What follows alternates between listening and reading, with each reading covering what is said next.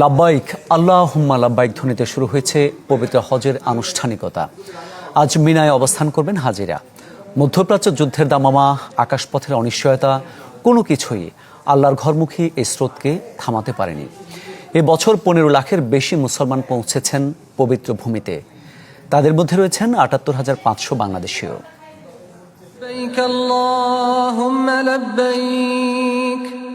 لبيك لا شريك لك لبيك লাব্বাইক আল্লাহুম্মা লাব্বাইক, এই পবিত্র ধ্বনিতে আজ মুখরিত মক্কার আকাশ বাতাস।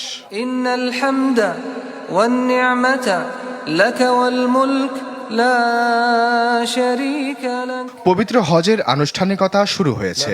বিশ্বের নানা প্রান্ত থেকে আসা লাখো মুসলমান তালবিয়া পাঠ করতে করতে রওনা দিয়েছেন মিনার তাবু নগরীর দিকে। ইন্নাল হামদা ওয়ান নি'মাতা। আজ দিনভর মিনায় তাঁবুতে অবস্থান করবেন হাজিরা। সেখানে 5 ওয়াক্ত নামাজ আদায় করে সৃষ্টিকর্তার সন্তুষ্টির জন্য দোয়া করবেন তারা।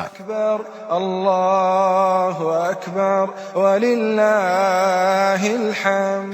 আগামী দিনগুলোতে ধাপে ধাপে হাজিরা পালন করবেন হজের মূল আনুষ্ঠানিকতা।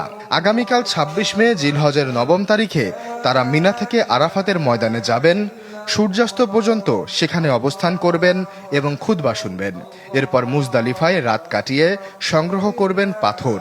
10 তারিখে মিনায় ফিরে জামারাতে প্রথম পাথর নিক্ষেপের পর মক্কায় গিয়ে তাওয়াফুল ইফাদা ও সাফা মারওয়া সাই করবেন।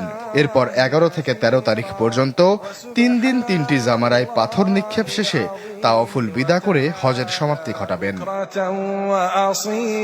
সৌদি আরবের হজ ও উমরা মন্ত্রণালয় বলছে, এবছর নানা দেশ থেকে মোট 15 লাখের বেশি মানুষ মক্কায় এসেছেন হজ করতে।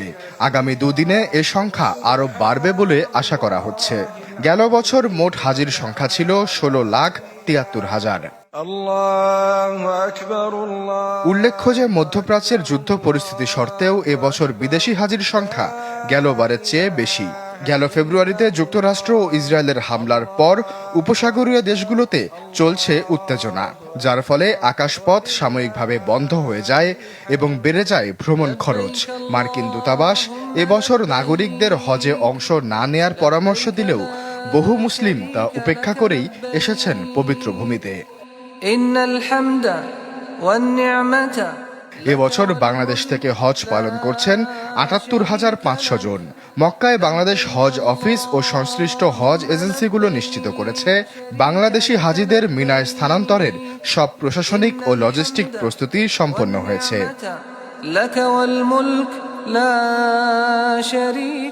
আশ্বাস চৌধুরী, চ্যানেল 24।